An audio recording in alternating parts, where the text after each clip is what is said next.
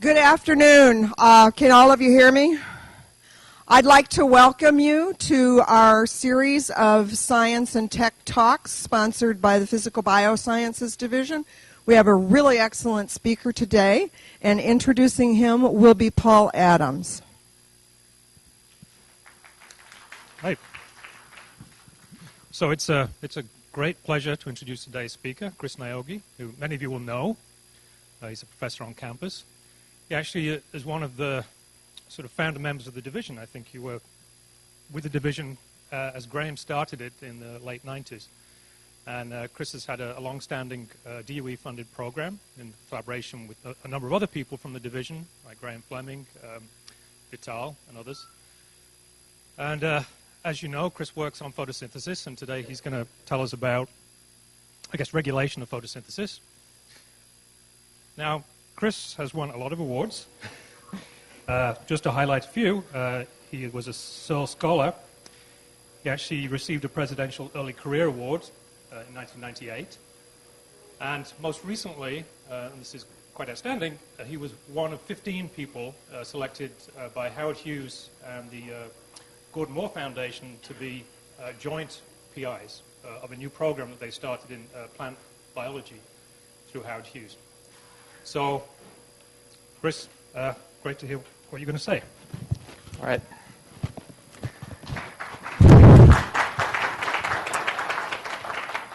Well, thanks, Paul, for that introduction, and thanks, Janet, for organizing the seminar series. I'm going to tell you today about work that my lab has been doing on regulation of photosynthetic light harvesting. And as Paul mentioned, I'm a professor on campus, so my lab is down here sort of behind the trees here. And if we zoom in a bit, you can see my lab is gathered there in front of the new building right next to ours. So this is outside the new Li Ka-shing building there. And we all work on photosynthesis. And I'll just give a little bit of introduction to what we think some of the interesting problems related to photosynthesis and its regulation are. So plants and algae that do oxygenic photosynthesis use chlorophyll as a light harvesting pigment, and this chlorophyll pigment is arranged in light harvesting antenna complexes that surround reaction centers where actual photochemistry takes place. Chlorophyll molecules in this antenna absorb light and become excited into this singlet excited state that's used to drive photochemistry. And then a little bit of that energy is lost as fluorescence, or the singlet energy can decay to a triplet state, which can interact with the ground state of oxygen to produce singlet oxygen, and this can produce some oxidative damage sort of as a byproduct of photosynthesis. But photosynthesis works very efficiently, especially at limiting light intensities, where the rate of photon absorption basically tracks linearly with the rate of photosynthesis. Where problems occur is when the light intensity increases and light begins to exceed the capacity of a plant for doing photosynthesis. So looking at the rate of photosynthesis here, again, it's kind of linear at first here, but then it starts to reach saturation. And the rate of light absorption doesn't saturate, so this results in this absorption of excess light. This is something that happens for pretty much all plants on a daily basis at midday. They're absorbing well above their capacity in terms of the amount of sunlight. And under these conditions, the singlet excited state of chlorophyll its lifetime can increase. That would increase the yield of fluorescence and also the yield of triplet chlorophyll, and hence oxidative damage that could result in this system.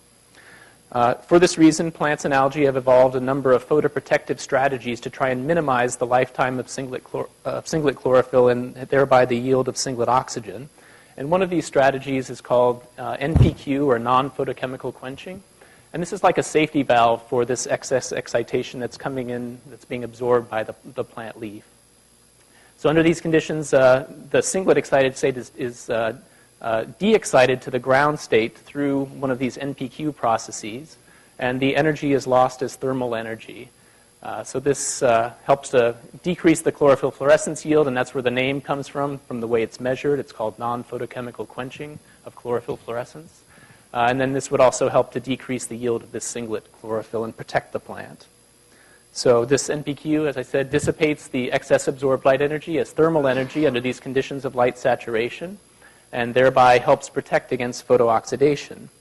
But this process needs to be regulated very carefully to prevent wasteful dissipation of light energy under limiting conditions. Because there is this competition between NPQ and photochemistry, We don't want that to be occurring under limiting light conditions, for example. And under these saturating conditions, this is one of the major reasons for why the actual efficiency of photosynthesis is lower than the theoretical efficiency. The plants just aren't using all of this energy, and they end up dissipating it as thermal energy. So over the holidays, I took my daughters to the California Academy of Sciences, and we noticed this sign outside the rainforest exhibit there that talks about the rainforest plants there and how they need a lot of light that are provided by these special lamps there. And my daughter pointed out that this is pretty much what my lab works on, is trying to maximize the efficiency of photosynthesis, allow plants to use sunlight to the max. And I think that does kind of sum up what the goals of my lab are. So today I'm going to tell you about one project in my lab that's looking specifically at the regulation of light harvesting. And I'll give you a little bit more introduction to this NPQ, this non-photochemical quenching, and tell you how complicated it is and how important it is for the plant under different conditions. And then I'll walk you through a series of genetic screens that we've done to try and uncover components of, or proteins that function in these different components of non-photochemical quenching. All right, so again, this NPQ is a way of regulating light harvesting. So it's occurring in these light harvesting antenna proteins that are associated with photosystem 2 mainly. And it dissipates the excess absorbed light energy as thermal energy. And there are multiple mechanisms that accomplish this, and they operate on different time scales. So there are some types of NPQ that are turned on and off very rapidly to deal with rapid fluctuations in light intensity that occur in nature.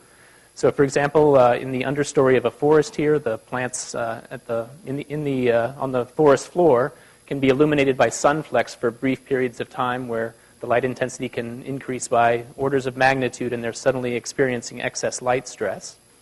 In aquatic environments, the focusing of light by waves on the surface can result in very rapid fluctuations in light intensity, and aquatic organisms need to deal with that. And then sort of at the other extreme, there are seasonal differences in how much excess light a plant might absorb. So here in California in late summer, early fall, after no rain all summer long, these plants growing on the hillside here are pretty much not doing any net photosynthesis. They're stomates, the pores in their leaves that let CO2 in are closed to prevent water loss. And so they really don't do any net CO2 fixation, yet the leaves are sitting here absorbing full sunlight. They need some kind of long-term strategy for dissipating absorbed light energy. And the same is true in overwintering evergreen plants. These plants are exposed to very high light intensities, not only from direct sunlight, but also from reflected light from the snow. And again, they need to basically down-regulate light harvesting and photosynthesis. All right, so the way we measure these different components of non-photochemical quenching is through measurements of chlorophyll fluorescence. And this is an example of an experiment with Arabidopsis, this model plant that's been grown in low light and then exposed to high light for a period of about 10 minutes here. And what you can see is that there's a very strong decrease in the chlorophyll fluorescence from this value called FM down to this value called FM prime. There's a rapid initial increase that's occurring on a seconds to minutes time scale, and then there's a slower further components that are decreasing that chlorophyll fluorescence. Some of that quenching of fluorescence is due to photochemistry, but under these highlight conditions, the majority of it is being dissipated through NPQ pathways. And we can distinguish those based on the recovery or relaxation kinetics when we turn off the light. So that's what's happening during this black bar here. You can see that when the light goes off, a lot of this quenching recovers very quickly within seconds, and that's due to this component that's known as QE, or feedback de-excitation. So this gets turned on and off very rapidly, and it's good for dealing with rapid fluctuations in light intensity that occur in nature. And we know quite a lot about this. This is probably the best understood component of NPQ, and we know that it depends on the buildup of a delta pH, or pH gradient, across the thylakoid membrane where photosynthesis takes place in chloroplasts. It also depends on a protein called PSBS that I'll tell you a little bit more about, and also on a particular carotenoid called zeaxanthin. So after this QE relaxes, there are also other components. There's a couple of middle relaxing components or kinetic components that are called QT and QZ. QT is related to something called state transitions that is involved in balancing excitation of photosystem 2 and photosystem 1 in photosynthesis. And it depends on a kinase that phosphorylates the light harvesting system and basically redistributes that to balance excitation. QZ is the most recently recognized component of NPQ, and It's called zeaxanthin-dependent quenching because it depends on zeaxanthin, and it's independent of PSBS, and that's what distinguishes it from feedback de-excitation. Also, the kinetics are different. And then the last component is one that's probably the least defined. That's known as photoinhibitory quenching, or QI. This can be induced pretty quickly, but the relaxation is very slow. It can take several hours, and it's often associated with damage to the photosystem II reaction center, and often depends on chloroplast protein synthesis to repair that damage. All right, so I'll just show you a little video for what this looks like. This is sped up a little bit, but this is some wild-type Arabidopsis seedlings and one of the mutants that we've been working on. Just exposed to high light here for a few seconds, and you can see in the wild-type this very strong quenching of the fluorescence that doesn't occur to nearly so much of an extent in this mutant here. All right.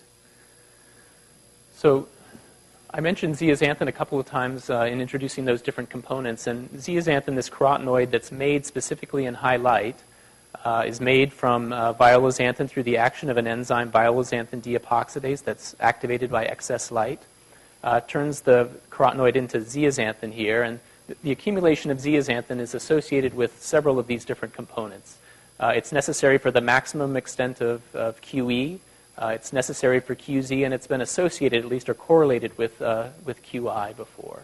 So this is something that we'll come back to a little bit later in characterizing some of the new mutants. And then I mentioned this QT. This is just a little diagram to kind of illustrate how this balancing of excitation between the photosystems occurs. There's light harvesting antenna associated with photosystem 2, and when there's too much excitation of photosystem 2 relative to photosystem 1, a kinase is activated that phosphorylates this system and allows at least part of it to move to PS1 and thereby balance the excitation. So this kinase is a key component of this QT type of quenching.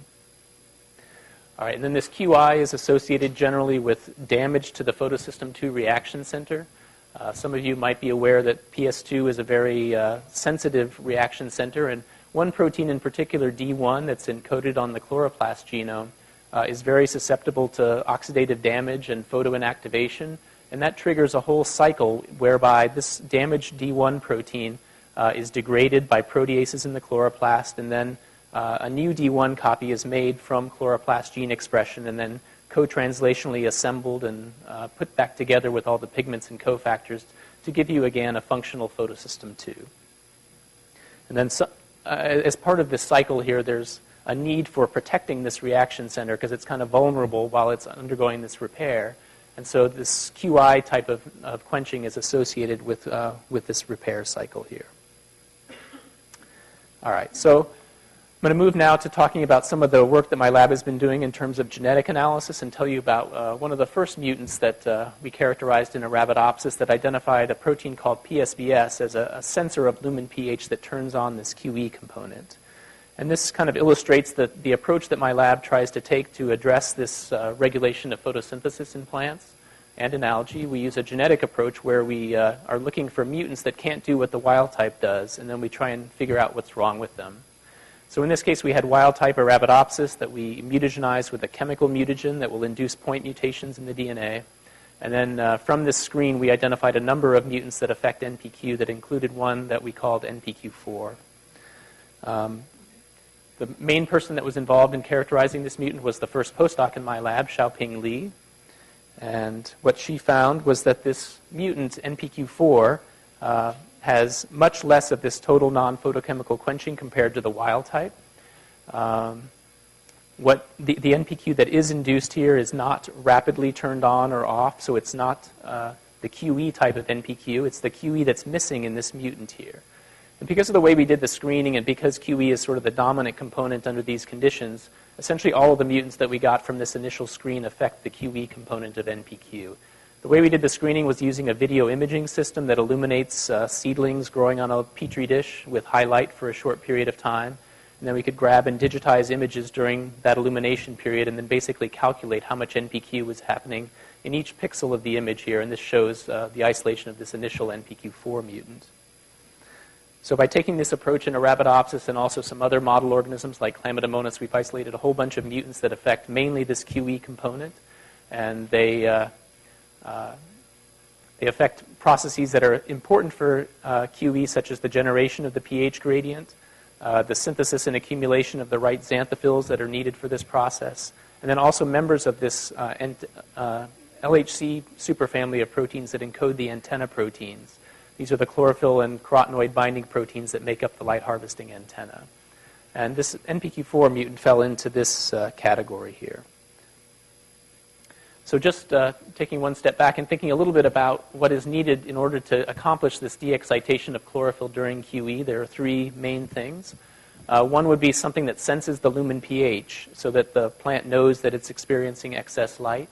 And then this would act to turn QE on in excess light and then off when light becomes limiting again. And then there would need to be some site in the antenna, presumably, where this quenching occurs, and then a biophysical mechanism for the de-excitation of the chlorophyll back to the ground state. So PSBS is what plays a role as this sensor of lumen pH. Although it's a member of this light harvesting complex superfamily, it doesn't seem to bind any pigments itself. And the amino acid residues in this protein that bind pigments in known LHC or light harvesting proteins aren't conserved here. But what are conserved are some acidic amino acid residues on the lumen side of the protein. So this is where protons get deposited during photosynthetic electron transport. And there are two glutamates here and here that seem to be critical for the function of this protein in sensing lumen pH. And then it turns on quenching that occurs in neighboring light harvesting proteins, so in the antenna here. There's a whole family of these that encode various oligomeric forms of the antenna proteins, and it seems like quenching is probably happening in multiple sites within the antenna. There are lots of proposals for what the biophysical mechanism of the actual de-excitation might be, ranging from chlorophyll excitonic traps, S1 energy transfer, so sort of a reverse energy transfer from chlorophylls to carotenoids, specifically the zeaxanthin carotenoid. And then in collaboration with Graham Fleming's lab, we've done a lot of work investigating a possible charge transfer mechanism for quenching occurring in the antenna. And we think this is involved somehow in this QE type of quenching. But just to present a simplified model for how we think QE works, we have this PSBS protein that is somehow associated with photosystem 2 and its antenna proteins composed of these LHC subunits. In limiting light, the lumen pH is above a certain threshold, and in excess light, it drops below a threshold, in this case maybe around 6.5. This will drive protonation of these two exposed glutamate residues on the PSBS protein, and it also activates the enzyme that converts phyloxanthin to zeaxanthin. And then together, the combination of having zeaxanthin present and also this protonated PSBS leads to a state that allows the dissipation of excess absorbed light energy. All right, so this kind of picture of QE and the mutant that lacks PSBS provided the starting point for a new, more recent mutant screen that we did. And what we did was to look for mutants that have high NPQ in the absence of PSBS. So this is sort of like a serial genetic approach here then. We start off now with a mutant, NPQ4, that lacks PSBS. We remutagenize that, and what we looked for were mutants that had a higher level of NPQ but without restoring PSBS protein. And the person who did this screen was a graduate student in my lab, Matt Brooks. This has been the main part of his thesis research, and he just finished his PhD recently. Most of the work I'll talk about is that of Matt Brooks, and then he's had some help from a new postdoc, Alex Hurdle, in characterizing some of the redox biochemistry of the protein he found. All right, so this just illustrates the screen that Matt did. So very similar to what I showed before, just the false color here is a little bit different. Here's the NPQ4 parent for this mutant screen with a wild type on the plate for comparison. And then these are all mutagenized seedlings of NPQ4. And Matt screened 28,000 of these seedlings. It took quite a while. And he found two allelic mutants. One of them is illustrated here. It's a little hard to see how it differs here, but Matt was very observant in finding these mutants. And so out of all these mutants that he screened, he just found two that had a higher level of NPQ. And this is what that phenotype looked like. So again, here is the wild type with its rapid induction of the QE component of NPQ, and then its rapid reversal. In red is the NPQ4 starting strain for the screen that lacks QE. So there's NPQ that's induced, but it's only slow to recover. So it's these other components. And then here's his mutant, which we called SOQ1 or SOC1 for suppressor of quenching 1. This mutant has enhanced NPQ relative to the NPQ4 parent, and the induction seems to be quite a bit faster and to a greater extent here, but the relaxation is similarly slow as it is in the NPQ4 mutant. So Matt crossed this mutant back to the wild type and was able to isolate SOC1 on its own away from NPQ4.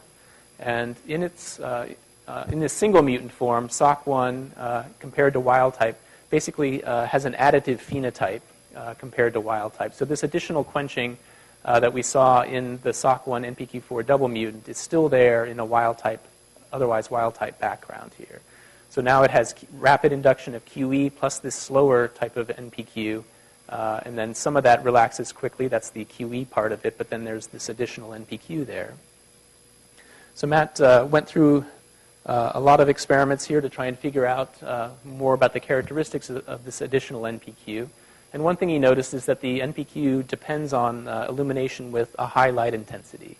So these plants are grown in low light, and even this low light here of 250 is actually excessive for the plants, but it doesn't really result in a big difference between mutant and wild type. Whereas illumination with higher light intensities, probably about 10 times the growth light intensity, result in this phenotype appearing here. In collaboration with Graham Fleming's lab, we measured the lifetime of chlorophyll fluorescence in these plants to see if it was really different from the wild type or whether this could be due to some kind of pigment bleaching or something like that. And to do this, we used a TCSPC approach that a grad student in Graham's lab, Kapil Amarnath, developed initially for studies in Chlamydomonas, but then he and Julia Zaks and MJ Glassman adapted this for work on Arabidopsis leaves. And basically, we're just measuring the lifetime at various time points along this fluorescence trace here and looking to see how the lifetimes change in mutant and wild type. And what I'll just show here is the average lifetime for the wild type and mutant. So in the dark state, basically the low light grown plant that's been dark acclimated for a few minutes, there's no significant difference between the lifetime. But then after 10 minutes of high light illumination, the lifetime is significantly shorter in the mutant compared to the wild type, as we would expect if this is a real decrease in the excited state lifetime. And then after recovery, we can see that a lot of that quenching that occurred in the wild type recovers, but much less so in the mutant. So this agrees very nicely with what we saw in the sort of steady state fluorescence measurements. All right, so again, Matt went on to characterize this mutant further and basically try to determine whether the NPQ that was occurring in this mutant was a known component of NPQ, or whether this was something different. And so he sort of went through systematically and tested whether it was related to QE, QT, QZ, or QI. And to test whether it was related to QE, he looked to see whether this additional NPQ depended on the presence of a pH gradient. And to do this experiment, he used an uncoupler called nigericin that he infiltrated into the leaves. And when he did this into SOC1 mutant leaves compared to wild type, you can see that the additional quenching still remains, so it doesn't depend on the presence of a delta pH or pH gradient. So it's probably not the QE type of quenching that's induced, and that's what we thought anyway from the kinetics. Second, he looked to see if it was related to zeaxanthin synthesis, and from our mutant screen, we'd isolated a mutant called NPQ1 that can't convert violozanthin to zeaxanthin in high light, so it doesn't make zeaxanthin.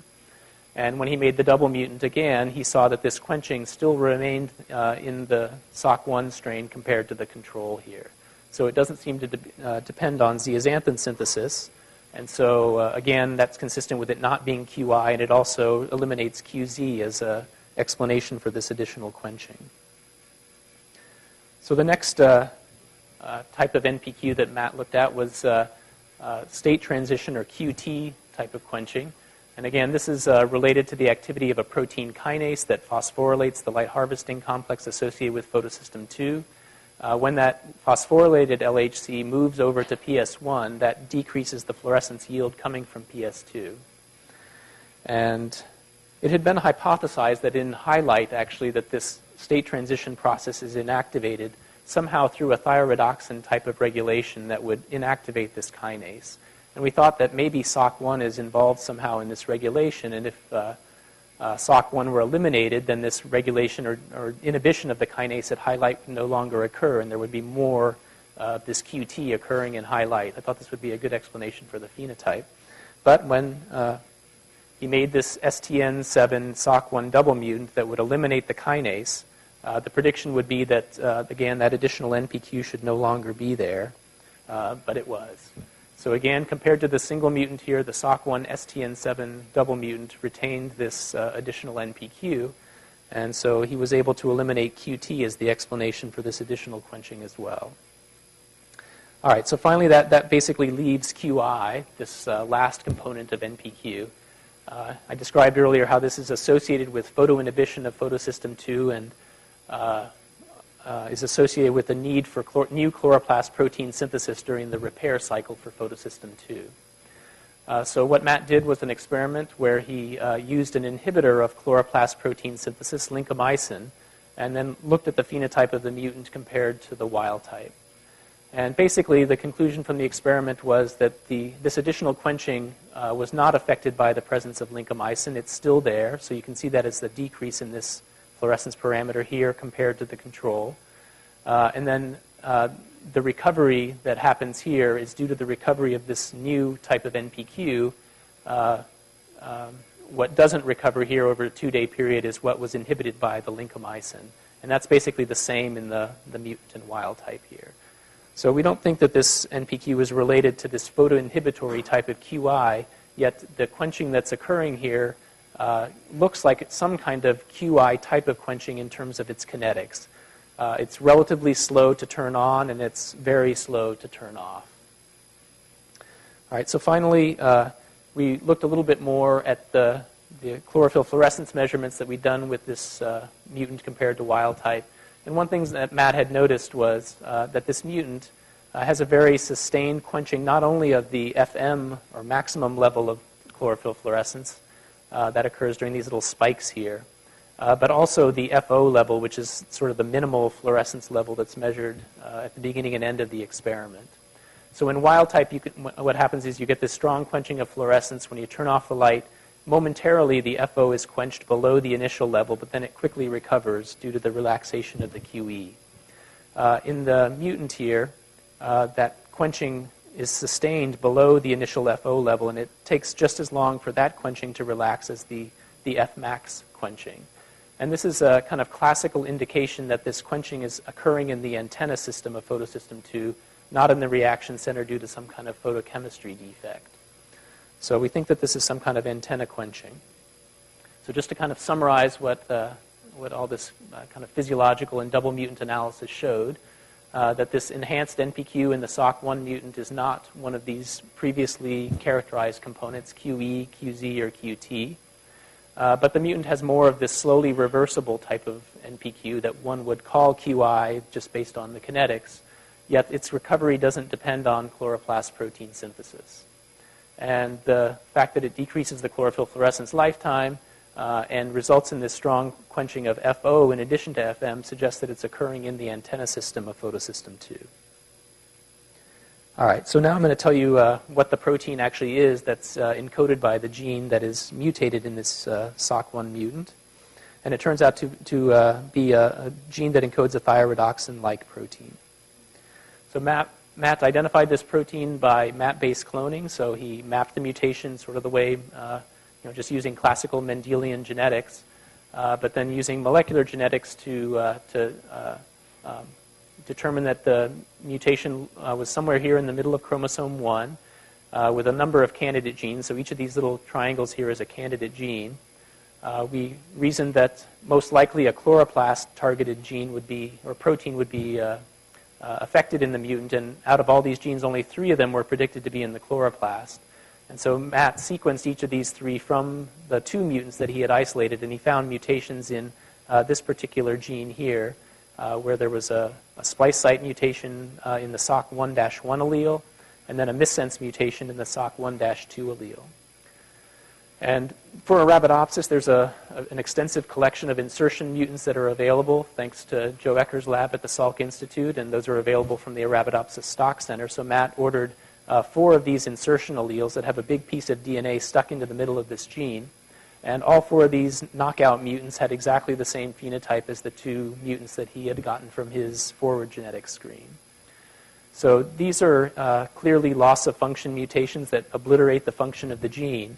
And the mutations are all recessive. And so what this suggests is that the role of the wild-type protein is to prevent this slowly reversible NPQ from occurring. So that's why we gave it the name suppressor of quenching. So the SOC1 protein is really interesting and huge. It's more than 1,000 amino acids. It has an N-terminal chloroplast transit peptide that directs the protein post-translationally to the chloroplast. In the N-terminal half of the protein, there's a HAD domain, or haloacid dehalogenase-like hydrolase domain. This is a domain that can have a bunch of diverse hydrolase-related functions in different proteins. It also has a thioredoxin-like domain that we call TRX-like. And thioredoxins, you probably know, are proteins that are involved in disulfide bond formation or reduction. So often thioredoxins will reduce a target protein that has an oxidized disulfide, reducing that disulfide and maybe activating or turning off a protein. In the C-terminal half of the protein, there's also an NHL, or beta propeller domain. This is a structural domain that's been found in a lot of different proteins. This is a propeller protein, six-bladed propeller, that would have a structure something like this based on the other structures that are known. And then some prediction programs predicted that there would be a transmembrane domain located here between the HAD and TRX-like domain. So one of the things that Matt wanted to do was to test the location of this protein. There were some proteomics data that suggested it was in the thylakoid membrane, the photosynthetic membrane in the chloroplast. So he wanted to test that and also see whether this transmembrane domain was a real transmembrane domain that would put these different domains on either side of the membrane. So to do that, he did a protease limited proteolysis assay. So there are basically 2 scenarios here if this transmembrane domain is real. It would either put the HAD domain onto the stromal side of the membrane, or it would put the HAD domain on the inside in the lumen of the thylakoid. So under these 2 scenarios, before digestion, we predicted that the size of the protein would be about 110 kilodaltons. And then when you come in and add a protease, the protease would cleave the stroma-exposed part of the protein, leaving the membrane and luminal domains. And if the HAD domain were on the outside, then it would leave a product of around 80 kilodaltons. And if it were the other way around, the digestion product would be 30 kilodaltons. So when Matt did this experiment, he found that indeed SOC1 is a thylakoid-associated protein. So this is an experiment done with isolated thylakoids.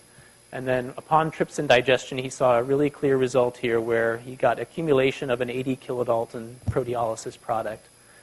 And when the membrane was completely solubilized using a detergent, he could completely degrade the SOC1 protein. And this is a control for a lumen-localized protein, PSBO, that's associated with the water-splitting apparatus of photosystem II. And then this is PSAD, which is a stroma-exposed protein that is known to be partially digested to a protease-resistant fragment here.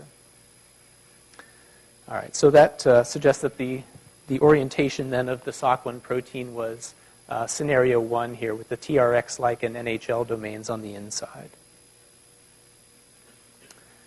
All right, so Matt went on to determine which domains of the protein were necessary for the function of the protein, and he did this by making mutations in the wild-type gene and then putting it back into the mutant to see whether it could restore the wild-type phenotype or not. So when he puts back the wild-type full-length gene, it complements the NPQ phenotype of the SOC1 mutant. But when he mutated the conserved cysteines in the thioredoxin domain of SOC1, those were unable to complement the phenotype, suggesting that this thioredoxin-like domain was necessary for the function. The HAD domain, on the other hand, seems to not be necessary, so when he mutated the catalytic aspartate or deleted the HAD domain entirely, the protein was still able to complement the function of the protein. But when he additionally deleted this transmembrane domain, which would leave this truncated protein in the stroma of the chloroplast instead of the lumen, it was no longer able to function, which suggested that that transmembrane domain is important, and it's important to have that thioredoxin-like domain and the NHL domain in the lumen of the thylakoid. All right. So that thioredoxin-like domain, which seems to be essential for the function of the protein, in SOC1 is similar to the thioredoxin-like domain that's in another thylakoid protein called HCF164. And this HCF164 protein has a kind of similar topology in that it has a transmembrane domain across the thylakoid membrane, and then this thioredoxin-like domain in the lumen of the thylakoid. And this protein is involved in a transmembrane shuttle for reducing equivalents that take electrons from reduced thioredoxin in the stroma via a transmembrane protein called CCDA to reduce the disulfide or the sulfhydryls on HCF164.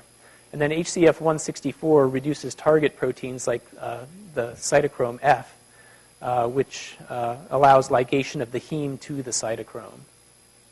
So this is a known pathway that looks somewhat similar to what we think might be happening in SOC1. And this HCF164 system, in turn, is similar to the DSB system that's been characterized extensively in bacteria, in the bacterial periplasm. So DSBD is analogous to CCDA, and DSBC is sort of like this HCF164 domain, or thioredoxin-like domain. Here it's also involved in C-type cytochrome biogenesis, and reducing equivalents are shuttled across the membrane into the oxidizing environment of the periplasm to reduce the target disulfides and allow assembly of these C-type cytochromes.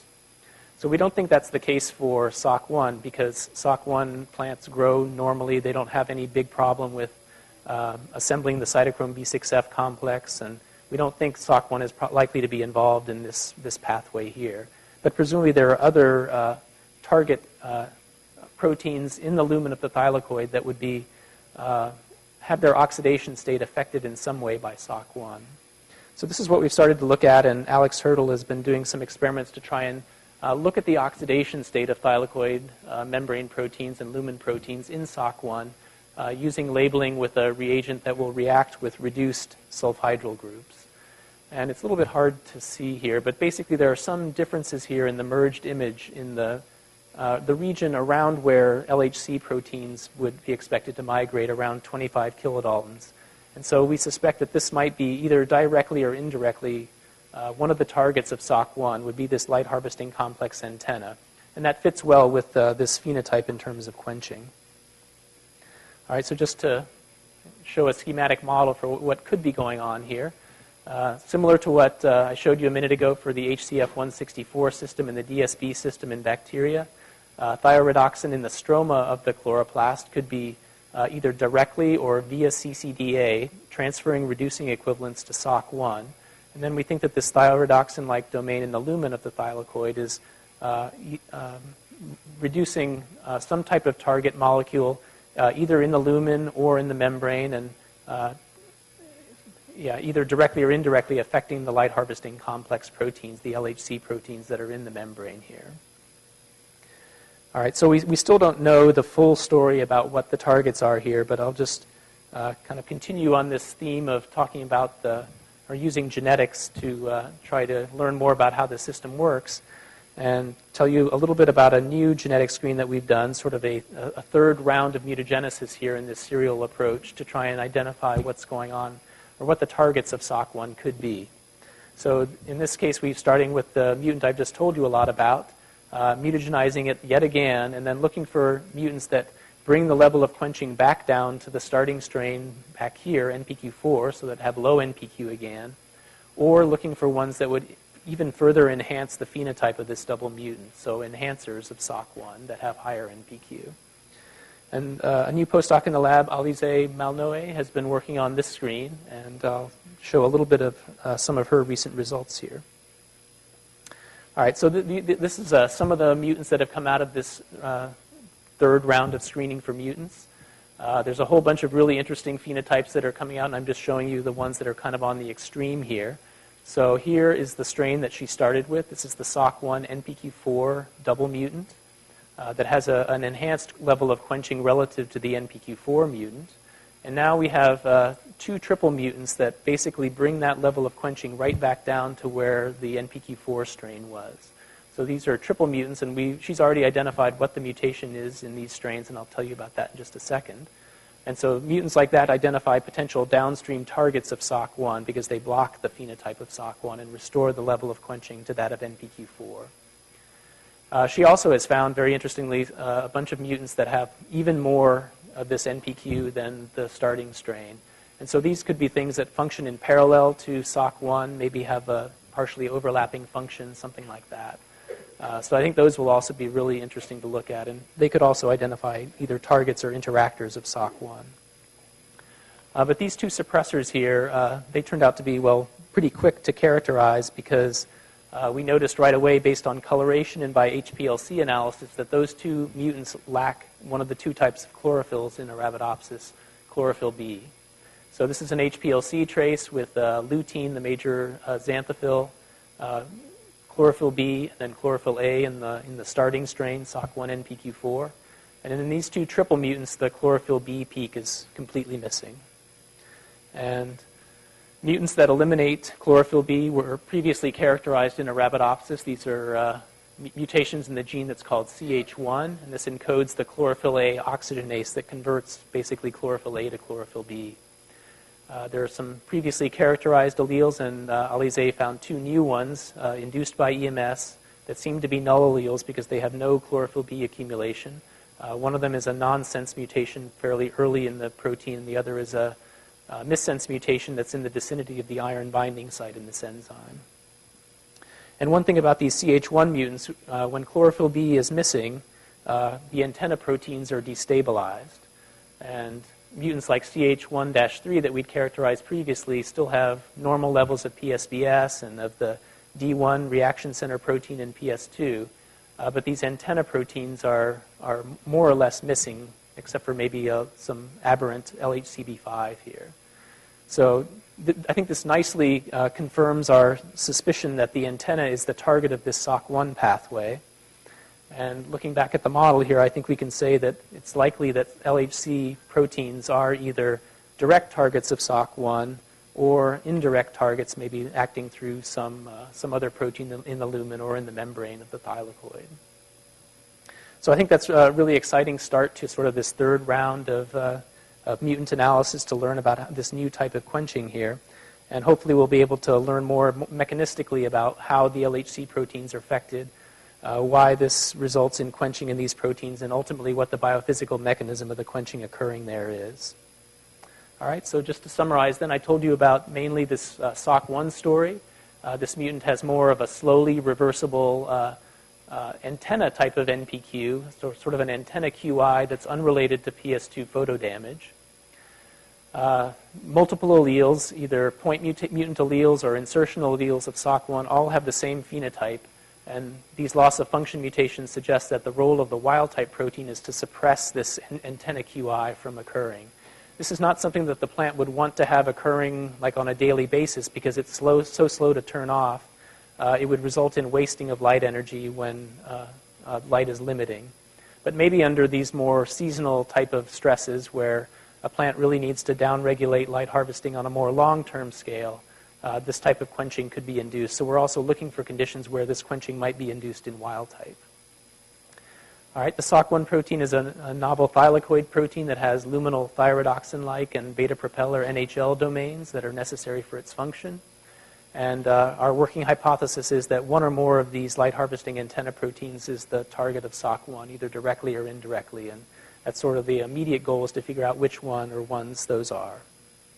All right, so that's the story I wanted to tell you, and I just want to thank the people who were involved in the work. So Xiaoping Li was my first postdoc who started the work on the NPQ4 PSBS mutant in Arabidopsis that Matt used for his screen to isolate the SOC1 mutant.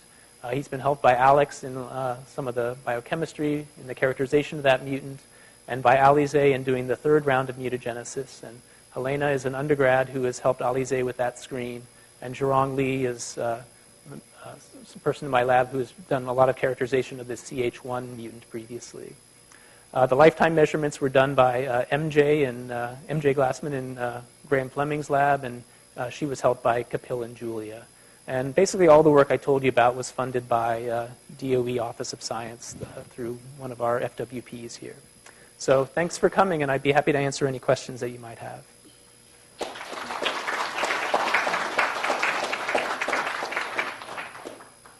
Do we have any questions?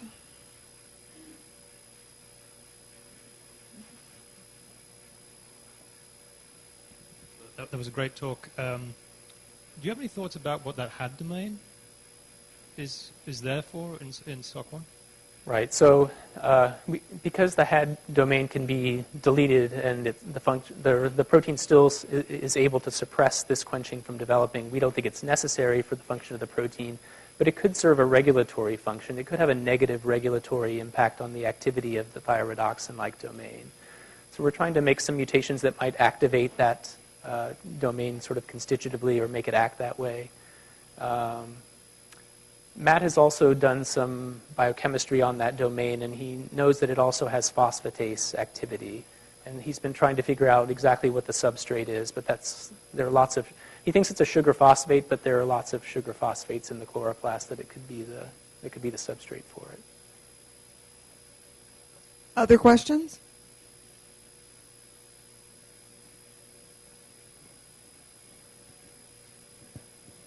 I just had a few kind of related questions. Yeah. So are the levels of the LHCs different in the SOC4 mutant, or are the distribution of the various LHCs? So that'd be one. The second one would be, as far as it seems like the target might be able to be identified with this single thyroidoxin cysteine mutant if you could fish out a non-resolvable interactor. And then just kind of a side note on the CCD4, it seems kind of, it's a similar pathway maybe for addition of a heme to the cytochrome F is by reducing this disulfide. Could this be maybe for adding a chlorophyll onto a LHC complex? I think those are also ligated by a cysteine. I don't really know how much is known about that. Okay, maybe I'll start with the last question there and work backwards. Well, that's an interesting idea. I think not all the ligands to chlorophylls are cysteines, but yeah, I'm not sure if any are actually, but there are histidines and other ligands. That would be worth looking at to see whether they could influence the ligation of a particular chlorophyll or something like that. And then I've already forgotten the first two questions. The first one was about levels of protein. So I don't think the levels of any particular LHC protein are obviously affected. But after highlight exposure, there do seem to be some differences on the blue native gel in terms of maybe the oligomeric state. We're still trying to look at that a little bit more. But that's basically one of the main approaches that we're trying to use to sort of figure out what's going on more at a super complex or LHC complex level. And then, yeah, the second question about the single cysteine mutant. This is a great way to potentially identify downstream targets of thyroidoxins that are acting in this reductive mode. So Matt has done that experiment where he mutated the second cysteine in the CXXC motif. That's the resolving cysteine. So what would happen then is part of the mechanism is that you would get a mixed disulfide formed with the target protein. And unfortunately, he hasn't been able to really identify anything except SOC1 itself that it might be forming a disulfide, a mixed disulfide within that mutant. So I still think there are things that we need to maybe modify about that experiment to try to get it to work, but I wouldn't rule out the possibility necessarily that this protein might be working in the reverse mode where it's actually catalyzing the formation of a disulfide rather than a reduction, in which case that experiment wouldn't work in that direction. You would have to know what the target protein is and mutate the second cysteine in that target to get that mixed disulfide to form. But that's something we're thinking about. Other questions? Kris, does it surprise you that in the billion years or more since photosynthesis came out on the surface of the Earth, that a simpler or less energy expensive mechanism hasn't arisen to deal with this problem? Less energy expensive than what? Well, degrading proteins and resynthesizing them, or just the complications that you told us about. Well, I guess in some ways, yeah, you could view it as surprising, but I guess it could be just related to limitations of the system. And plants have evolved several different types of regulation, at least to deal with the excess light problem. That's sort of what I outlined in the beginning. And they are operating on different time scales. And it seems like the best in terms of trying to kinetically match what's going on in nature is this QE mechanism. But even that is not perfect, and it's thought that that can sometimes result in wasting of light energy. And certainly these slower components are thought to be a major drag on efficiency under some conditions. What about an organism like Acaryochloris that has a chlorophyll D pigment with a lower energy excited state and it still evolves oxygen? Does that have all of this apparatus associated Right. So with it? Acaryochloris is a cyanobacterium, and they have a very different type of light harvesting system. They use phycobilisomes as their major peripheral light harvesting system instead of these integral membrane LHC proteins. So I think cyanobacteria don't quite have as big a problem maybe with chlorophyll fluorescence or chlorophyll excitation lifetime. But nevertheless, cyanobacteria have evolved a very similar but completely different system. I guess it's a case of sort of convergent evolution, I guess, in terms of coming up with a similar type of mechanism. But they have something that's kind of like QE for the phycobilisome that involves the orange carotenoid protein that Cheryl Kerfeld and others here have worked on. I think we have time for one more question. If we have no other questions, then thank you all for coming, and thank you, Kris, for a very interesting talk. Please stand by for further science and tech talks. Our next one will be on Tuesday, April 23rd, and will feature Param Vir Hall. Thanks again.